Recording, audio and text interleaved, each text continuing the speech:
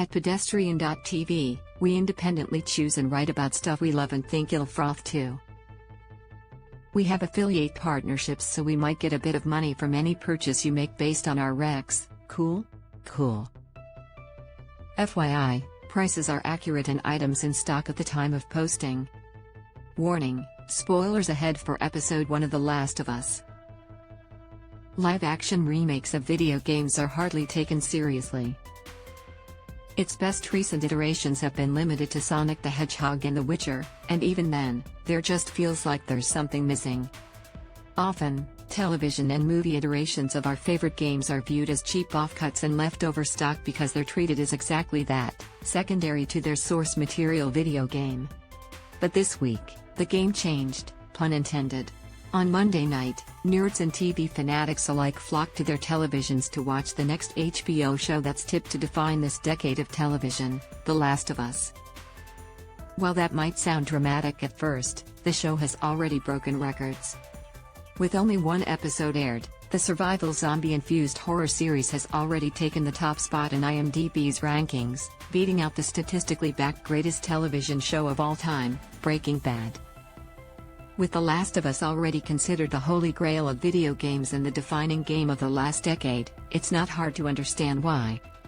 At the height of society's obsession with zombies, it managed to transform a post-apocalyptic story about fungal zombies into a genuinely emotional interrogation of what it meant to be human. It explored our human instinct to protect others. It captured the complexity of grief and heartbreak. And it gave us characters that were deeply complex and flawed. Its praises could be sung forever. With such stunning and well-regarded source material, you could argue that the television series was set up for success. But with such high expectations also comes a grueling fan base that's ready to interrogate and fight every creative decision made, especially when there are departures from the source material. But that's the reason why The Last of Us is already solidifying itself in the Television Hall of Fame. It honors its source material, but it isn't afraid to change the rules. Both iterations tell the same story. Joel, a hardened and brutish survivor, is hired to smuggle Ellie, a 14-year-old girl who could be the key to saving the world, 20 years after its downfall. They navigate survival in a post-apocalyptic world that's ravaged by killer fungus. In our first episode, we look in awe and disgust as we see how the first few hours of the apocalypse play out, with our daddy, Pedro Pascal, at the helm. We're treated to a little subplot about how he's managed to avoid flour during the day, bypassing neighbors' cookies and forgetting to pick up his own birthday cake.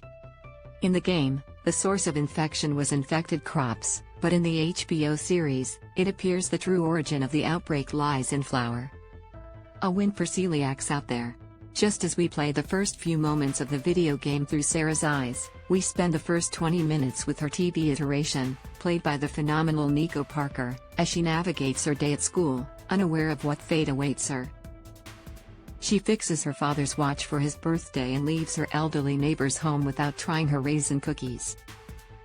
There are several moments where we're treated to a play-by-play of the video game's cutscenes, including sweet moments where father and daughter lay on the couch together. Hell, she even wears the same shirt as she did in the video games. It is a perfect, fan-honoring way of introducing the characters and setting the scene. But what got people really excited was the car driving sequence. If you're a newcomer to The Last of Us universe, your experience of this scene was probably somewhere along the lines of, "Holy heck, this is bloody tasty and freaky and brutal to watch." It's a perfect introduction to the crumbling world and the complexity of these characters as they murder their zombified Nana neighbor and abandon a family on the side of the road. After all, everyone is in it for themselves now. But when we consider the video game, these brutal scenes transform into works of art. We're treated with a shot-for-shot faithful recreation of the opening scene as it's transformed into a live-action retelling. The camera shot, the angles, the dialogue, it's done absolutely perfectly. But they also play with fans' expectations and lull them into a false sense of reality, especially around the fate of Sarah. In the video game, a car crashes into them which forces them to run on foot through zombie-infested streets and come face-to-face with the military. But in the show, we literally see the car that's meant to hit them as they narrowly avoid a crash.